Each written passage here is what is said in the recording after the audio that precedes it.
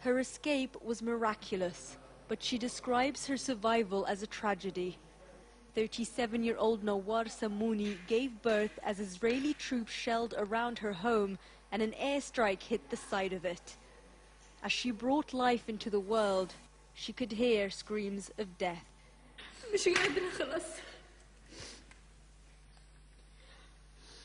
This is the first time Nawal speaks out about her story, holding tight the other daughter she almost lost. My mother delivered my baby and she put her on the floor.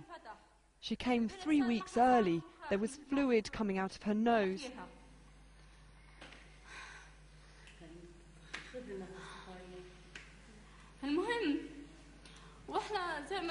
But the placenta wouldn't come out.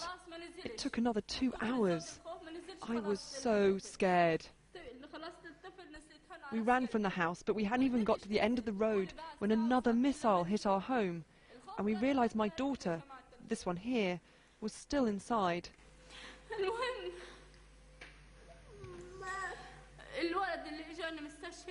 I wasn't well, I wasn't thinking.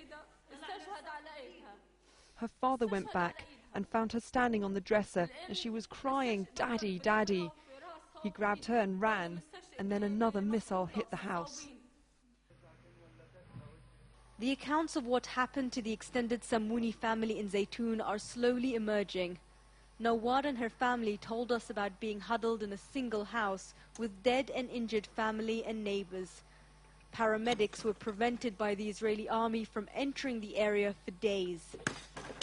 We went to see what's left of Nawar's house. Her husband Majid showed us the room his wife gave birth in. The floor their baby daughter spent her first few minutes on. The smell of dirt and blood here was overwhelming. Their children described the escape.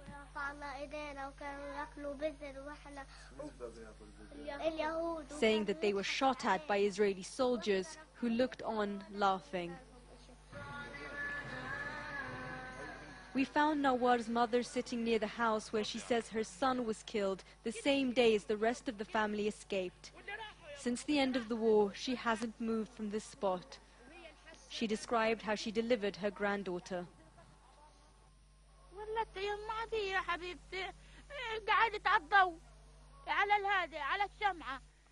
It was night time and there was no electricity, so we held up a candle to see.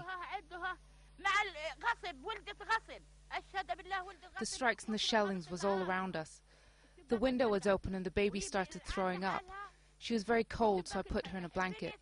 I tried to take out the placenta, but there were more strikes, so it wouldn't come out for another 2 hours. And then Nawar started bleeding heavily. I cut the umbilical cord with a knife as it was around the baby's neck. As we spoke to the people here, their horror stories echoed around the area that's witnessed what many are calling a massacre.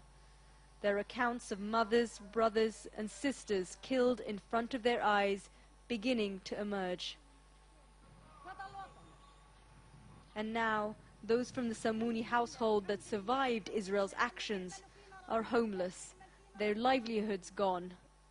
This land, once one of Gaza's most beautiful and fertile, has become a graveyard full of memories that cannot be buried. Shireen Tadros, Al Jazeera, at the Samouni house, Zaytun.